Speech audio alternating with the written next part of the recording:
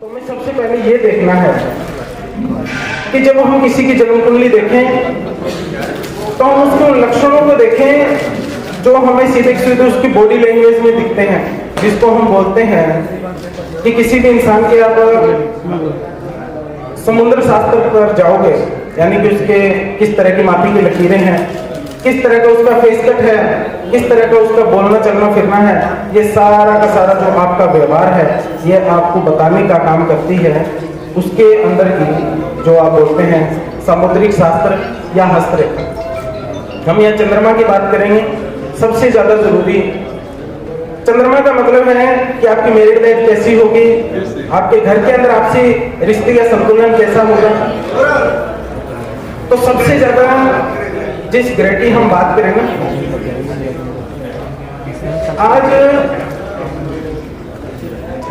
आज जो सबसे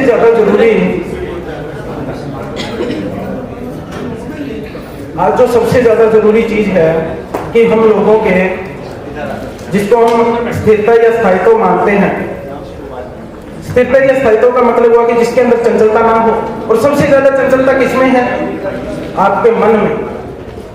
भले ही वो आप रिश्तों में जाकर के भटक रहे हो, भले ही वो आप एक रिश्ते को स्टेबल नहीं रख पा रहे हो, आप जिस मर्जी की लाइफस्टाइल जी रहे हैं, जिस मर्जी की भौतिकतावादी चीजों में जा रहे हैं, लेकिन सबसे ज्यादा जरूरी है आपको अपने मन को नियंत्रित करना। यानी कि जिसे आप बोल सकते हैं कि आपने कुछ ऐसा करना है कि जिससे आप एक संतुलित जीवन जिए। और संतुलित जीवन जीने की पहली परंपरा जो है वो सनातन धर्म में बताई गई है, व्रत और उपवास। यानी कि सुबह उठते ही आपका पहला काम क्या होना चाहिए? बोले धरती को नमस्कार। धरती का मतलब क्या हुआ? धरती माता यानी कि चंद्रमा। वहां से आप उस चीज के साथ अटैच होते हो, आप रहने वाले तो इसी पृथ्वी के हो ना, तो आप कहीं भी चले जाओ वो चंद्रमा एक देवी ताकत बनकर के आपके साथ रहने का काम करती है। हम लोगों ने जब भी किसी देवता का नाम लिया या जब भी किसी इंसान को हमने कोई भी नाम लेते हैं, पहले उनके आगे श्री लगाते हैं, श्री या श्रीमती की, यानी कि वो लक्ष्मी है। लेकिन जब आप हनुमान जी की बात करते हो तो उनके आगे हम हमेशा जय हनुमान लगा के चलते हैं, श्री हनुमान नहीं लगाते। लेकिन जब आप हनुमान चालीसा पढ़ने के लिए जाते हो तो सबसे पहले उसकी लाइन ही आप कहां से शुरू करते हो? श्री गुरु चरण। यानी कि वो लाइन कहां से शुरू हो रही है? लक्ष्मी से। कहां से शुरू हो रही है? आपके घर के अंदर तीन चीजें, जोर जोरू जमीन और आपकी जान। यानी कि आपके पास कितनी भौतिकतावादी चीजों के अंदर जमीन होगी, कितने वाहन के सुख होंगे, कैसी हालत आपकी माँ दादी नानी मौसी मामा परिवार की रहेगी, कैसी हालत आपके मन की रहेगी, सारा चंद्रमा के पे डिपेंड करता है। और इन सब की रक्षा करने का काम कौन करते हैं? हनुमान जी का मेन रोल कब आया था? रामायण में जब उन्होंने सीता माता का पता लगाया था, उनका पहला काम था। यानी कि हनुमान जी की खोज रामायण में तब हुई जब उन्होंने सीता माता के लिए कुछ किया। और राम जी के थ्रू उन्होंने किसके लिए किया? सीता माता के लिए। तो पहली लाइन किसके लिए आई? श्री यानी कि लक्ष्मी, जो कि वहां सीता के रूप में दिखाई गई है। जब उसी मंगल और चंद्र की बात करते हैं, आप किसी डॉक्टर के पास जाओ, सबसे पहले जाते हुए आपका क्या चेक करेगा? आपका ब्लड टेस्ट करेगा, यानी कि मंगल। दोबारा क्या टेस्ट करेगा? यूरिन टेस्ट करेगा, यानी कि केतु। और ये मंगल और केतु का कॉम्बिनेशन जब आप चंद्रमा के साथ इसी तरह से तारतम्य में नहीं बिठा पा रहे, असंतुलित कुंडली के अंदर, भले वास्तु के अंदर आप असंतुलित करके बैठे हो, वहां आपके रिश्तों के अंदर खटास और खराबियां भी शुरू हो गई।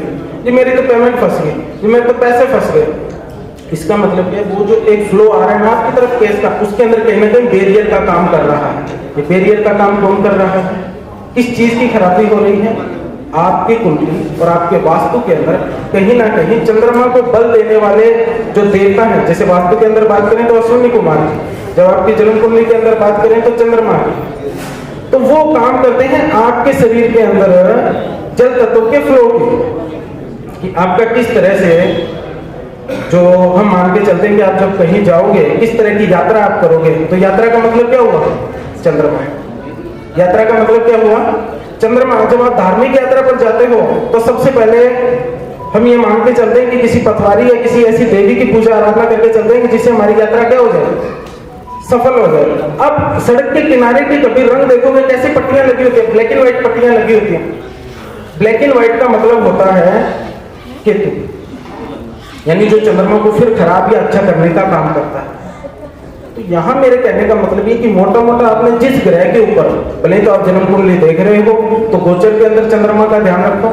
आप अपने डेली रूटीन में सुबह से लेकर के शाम तक जो भी खाने पीने की चीजें हैं, सबसे ज्यादा आपने ध्यान रखना उसमें चंद्रमा, या फिर डॉक्टरी लैंग्वेज में बोलो कि वाटर एलिमेंट, कि आप कितना पानी कंज्यूम कर रहे हो।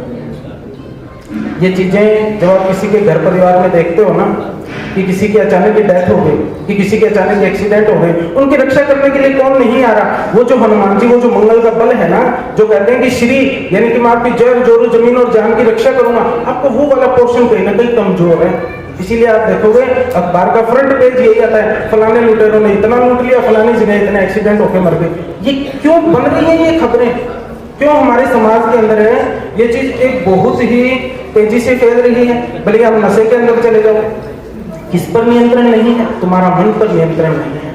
और मन पर नियंत्रण करने का सबसे अच्छा उपाय सनातन धर्म में या हमारे वैदिक ग्रंथों में बताया गया है व्रत। यानी कि आप क्या खा रहे हो, सबसे पहले उसके ऊपर नियंत्रण करो। किसी मैंने 9 बजे खाना है, किसी ने यार मैंने 11 बजे खाना है, वो 2 घंटे के लिए अपने मन को रोक करके तो रखो, उसको बांध के रखो। सबसे पहले आपका मन आपको भगाएगा कि मैंने ये खाना है, कि नहीं ये तो पड़ा है ना तो मैं खा लेता हूँ। आप देखोगे ये उस मन की आदत बनेगी। जब तक आप उस मन की आदत पर नहीं जाओगे, चंद्रमा अच्छा नहीं होगा, देवीय ताकत नहीं आएगी। देवीय ताकत नहीं आएगी तो आप एस्ट्रोलॉजी के प्रोफेशन में आकर के उस देवीय ताकत की मदद से दिए गए उपाय लोगों को नहीं लगेंगे, या वो एक लंबे टाइम तक नहीं काम कर पाओगे। नए नए एस्ट्रोलॉजर आते हैं ना, 6-8 महीने खूब चलते हैं, क्योंकि उनको जो अर्जित कर्म है उनसे वो देवीय ताकत काम करते हैं, उनके उपाय 6-8 महीने लगते हैं। तो आपने कुछ ऐसी साधना, कुछ ऐसी चीजें अपने साथ पकड़ लेनी है कि आप कंटिन्यू अपने प्रोफेशन में भी चल रहे हो और वो चीजें आपको पीढ़ी दर पीढ़ी आगे लेकर के जा रही है।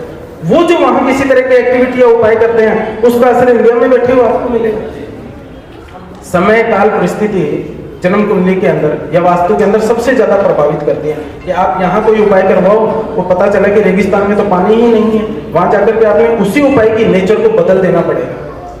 जैसे मैं आपको बताऊं, राजस्थान के अंदर एक जाति है रेवाड़ी, यानी कि जो ऊंटों का पालन करती है। अपने बोलते हैं मंगल बद और मंगल नेक। लाल किताब के अंदर बहुत अच्छा कॉन्सेप्ट है कि आपका खून कैसा है, अच्छा है कि खराब है। और दूसरा हम यूरिन टेस्ट करवाते हैं डॉक्टर के पास जाकर के, यानी कि केतु। तो जब आप देखोगे ये जो हमारे होठ है ऊपर और नीचे, ऊपर का होठ मंगल नेक का मान के चलते हैं, नीचे का होठ मंगल बद का मान के चलते हैं। तो ऊंट के नीचे के होठ लटके हुए होते हैं, यानी कि वो मंगल बद का है, उसकी कुपड़ निकली हुई होती है तो वो मंगल बद का है। और जितने भी आपके रिश्ते हैं कुंभ और परिवार के अंदर, उनको चंद्रमा अच्छा करने का काम करता है, केतु खराब करने का काम करता है। इसलिए कुपड़ निकली हुई वो जो मंथरा थी उसने उनके घर के अंदर के रिश्तों को खराब करने का काम किया। बाहुबली मूवी आपने देखी होगी, उसके अंदर जो प्रभास के पिता हैं उनका एक हाथ ऐसे फूटा हुआ है, यानी वो अंग विहंग किसी तरह का आदमी होगा जिसका केतु खराब होगा। वो ही केतु कहीं ना कहीं जाकर के चंद्रमा के रिश्तों पर मार करता है। किसी भी ब्याह शादी के अंदर खराबी कौन करता है? फूफा करता है। क्यों? क्योंकि जो मांगलिक काम है ना वो सारे सारे आपके मंगल के और फूफा हो गए केतु का। तो हमें इन चीजों को इस तरह से लेकर के चलना है कि न सिर्फ हम अपना जीवन और अपनी चीजें, बल्कि एक इस तरह का सात्विक और देवीय कृपा से भरा हुआ साधक पूर्ण जीवन जिए। एस्ट्रोलॉजी पढ़ के उपाय तो कोई भी दे देगा, लेकिन वो साधना से नहीं जुड़ोगे ना तो फिर ये जो कहा गया धर्म अर्थ काम मोक्ष, वो मोक्ष नहीं मिलेगा। वो जो मरते टाइम जो कहते हैं ना आदमी की गति कैसी हुई है कि फलाने तिथवार को जाओगे तो बहुत अच्छा होगा, कि पीछे कितनी भीड़ होगी कि इतनी, कहते बहुत अच्छा कुंडली थी, बहुत अच्छा आदमी था। वो चीजें आपको नहीं मिलेगी जब आप अपने जीवन को संतुलित ढंग से नहीं जिएंगे। तो वो जो रेवाड़ी जाति के लोग हैं ना, वो ऊंट के दूध की ही चाय बना करके पीते हैं। ऊंट यानी कि मंगल बद, यानी कि जिसके अंदर सबसे ज्यादा नकारात्मकता है किसकी? केतु की। और वो रहता भी क्या है? डेजर्ट, यानी कि एक ऐसा एनवायरनमेंट जहां सबसे ज्यादा मंगल या सूर्य की किरणें हैं। उनका दूध यानी कि चंद्रमा जो उनको नियंत्रित करने का काम करता है। पीढ़ी दर पीढ़ी उस जाति के लोगों के अंदर आज तक ना हाई ब्लड प्रेशर है, ना लो ब्लड प्रेशर है, ना कैंसर है। और अब डॉक्टर इस पर रिसर्च कर रहे हैं। तो आपने जब भी समझ करके चलो, या जब भी अपने जीवन में एस्ट्रोलॉजी बने, आप सीखने की तरफ जाओ, सिखाने की तरफ जाओ, सबसे ज्यादा ध्यान अपने चंद्रमा, अपने मन, अपने रूटीन, अपने वर्त, उपासना, सुबह से शाम तक की पद्धति। आप जब एक आचार्य की तरह जीवन जी ही नहीं रहे, तो फिर आप सामने वाले को एक आचार्य बनकर के जिस तरह की प्रोडिक्शन देंगे, वो जैसे किताबों में लिखा है वैसे उपाय काम नहीं करेगा। फिर वो वैसे ही काम करेगा जैसे चाइनीज आइटम काम करता है। और हम लोगों को परमात्मा ने बनाया हमारा प्रारब्ध देख करके। सोच लिए ये प्रारब्ध से इस डेट ऑफ बर्थ में पैदा होगा तो इस तरह का जीवन इसका रहेगा। तो आप जो चीज बना रहे हो ना, भले वो मकान हो, भले किसी चीज की आप मुहूर्त कर रहे हो, कोई भी चीज आप बना रहे हो जिसके भगवान आप हो, तो उसे मुहूर्त देख करके ही बनाए। उस टाइम की जन्म कुंडली क्या कहती है, उसका आगे किस तरह के रिजल्ट आपको मिलेंगे। इसी के साथ जय माता।